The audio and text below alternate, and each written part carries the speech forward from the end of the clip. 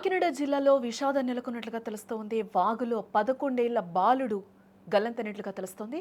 బురదను కడుక్కోవడానికి నీటిలోకి దిగినట్లుగా తెలుస్తోంది ఆ బాలుడు. కాకినాడ రూరల్ సూర్యాపేట గ్రామంలో ఈ ఘటన చోటు చేసుకున్నట్లుగా కూడా తెలుస్తోంది. కాకినాడ రూరల్ మండలంలో విషాద ఘటన అయితే చోటు చేసుకుందని చెప్పుకోవచ్చు. సూర్యారావుపేట గ్రామ సమీపంలోని పరకాల కాలువలో పడి 11 ఏళ్ల బాలుడు గల్లంతయ్యాడు. సమాచారం అందుకున్న వెంటనే పోలీసులు ఎస్డీఆర్ఎఫ్ బృందాలు రంగంలోకి దిగి గాలింపు చర్యలు చేపట్టినట్లుగా తెలుస్తోంది. సూర్యారావుపేట గ్రామానికి చెందిన బాలుడు తన మేనమామతో కలిసి బైక్పై వెళ్లే క్రమంలో ఇద్దరికి మురికి నీరు అయితే అంటుకున్నట్లుగా తెలుస్తుంది. బాలుడు ఆ మురికి నీటిని కడుక్కోవడానికి కాలువ నీటిలోకి దిగాడు.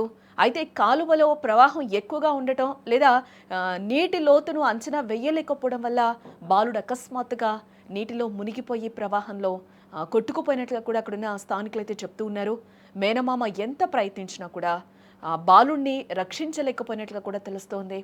బాలుడు గల్లంతైన విషయం తెలియగానే స్థానికులు మరియు పోలీసులు వెంటనే అప్రమత్తమయ్యారు. Thimmapuram police station SI Y Ganesh నేతృత్వంలో పోలీస్ సిబ్బంది వెంటనే సంఘటనా స్థలానికి చేరుకుని పరిస్థితిని సమీక్షించినట్లు కూడా మనకైతే సమాచారం అందుతోంది.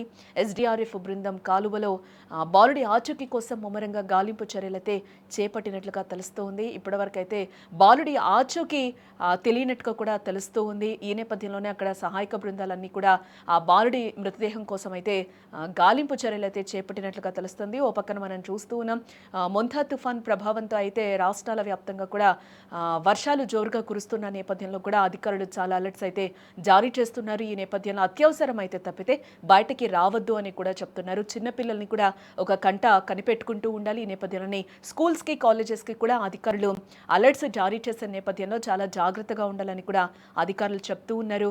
ఈ ఘటనతో సూర్యారావుపేట గ్రామంలో కూడా విషాద ఛాయలు అలుముకున్నట్టుగా కూడా తెలుస్తోంది.